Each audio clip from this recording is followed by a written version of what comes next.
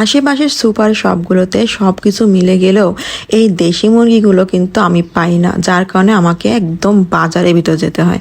আসসালামু আলাইকুম, কেমন আছেন সবাই? আশা করি সবাই খুব ভালো আছেন। তো সব সময় আমার ওই বাজারে কেন যেতে হয়, কারণ হচ্ছে বাবুর জন্য দেশি মুরগি ওখানেই পাওয়া যায়। এই আশেপাশে কোথাও কোনো জায়গায় দেশি মুরগি একদম পাওয়া যায় না।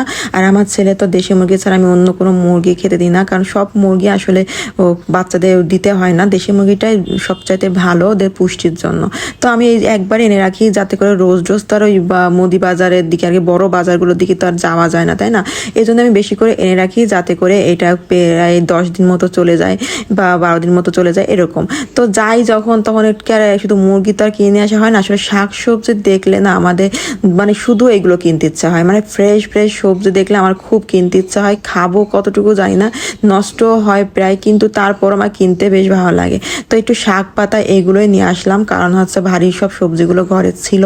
আর দুপুরবেলা এত পরিমাণের গরম, এত পরিমাণ গরম, তো বাসায় এসে যেহেতু সকালে না খেয়ে চলে গেছিলাম, সকাল সকাল না গেলে তো আবার বাজারে মানে রোদ উঠে যাবে, এই জন্য সকালে না খেয়ে আমি চলে গেছিলাম। তো এসে একটু ঠান্ডা ঠান্ডা কুলকুল একটু লেবুর শরবত খেয়ে নিলাম, আর রান্নাটাও বসাই দিলাম, কারণ হচ্ছে রান্না বান্না দুপুরবেলায় করে ফেলবো। রাতের বেলা করতে গেলে বাবুকে একদম টাইম দিতে পারতেছি না। আর ছেলেটা শুধু রান্নাঘরে আসে, রান্নাঘরে এসে শুধু ডেকে ডেকে নিয়ে যায়, মানে ওর ভালো লাগে না আমি যে রান্নাঘরে থাকি সন্ধ্যের দিকে। ওর কাছে থাকতে হবে, ওকে নিয়ে সময় দিতে হবে। আর এটাও ঠিক, এখন তো বড় হচ্ছে, তো ওর একটু মানে ওকে একটু টাইমটা বেশি দিতে হবে। আর যখন পড়াশোনা করা শুরু করে দেবে তখন তো আরও বেশি টাইম দিতে হবে। তো আমি এইগুলো এখন থেকে ভাবি কেন, মানে মনে হয় যেন আমার এইগুলো আগের থেকে প্র্যাকটিস করা উচিত। মানে তখন যদি হুট করে আমার অভ্যাসটা আমি কাজে না লাগাতে পারি, তখন বাবুটাকে আমি সময় দিতে পারি। এই জন্য মনে হয় যেন এখন থেকে আমি একটু একটু করে মানে নিজের জন্য টাইম বের করে রাখি, বা ছেলের জন্য টাইম বের করে রাখি, যাতে করে ওকে আমি একদম টাইম দিতে পারি। ও যাতে বলতে না পারে যে মা সারাক্ষণ দূরে দূরে থাকে, বা মা সারাক্ষণ কাজ করে, মা আমাকে একদম সময় দেয় না। কারণ আমাদের মেয়েদের একটা বড় অভিযোগ হচ্ছে আমাদের হাজব্যান্ডের উপরে, যে আমাদেরকে সময় দেয় না, সময় দেয় না। আসলে এই অভিযোগ খুব ভয়ঙ্কর একটা অভিযোগ, কিন্তু আর এটার থেকে সৃষ্টি হয় যত মান অভিমান বলো না কেন, সবে একটা জিনিস উপর থেকে সৃষ্টি হয়, যে আমাদের সময় দেয় না। ভাবতে গেলে সময়টা আসলে কোথায় দিবে? পুরুষ মানুষের বাইরে কাজ বা আমাদের হচ্ছে ঘরে কাজ, তো সময়টা আসলে ওভাবে দিতে পারে না, ঠিক আছে, কিন্তু এটা ভেবে তো অশান্তি করলে হবে না। আসলে সংসার চালানো বা সংসার করা এগুলো মেনটেন করেই করতে হবে। আর প্রেমের সময় একরকম থাকে আর বিয়ের পরে একরকম থাকে, এটা যারা বুঝতে পারে তাদের মনে হয় একটু অশান্তি কমই হয়।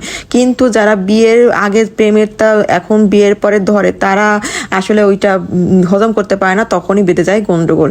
তা আমার মনে হয় যেন সব কিছুর একটা সুন্দর টাইম মেনটেন করে চলাটা উচিত, যে সম্পর্কেই হোক না কেন।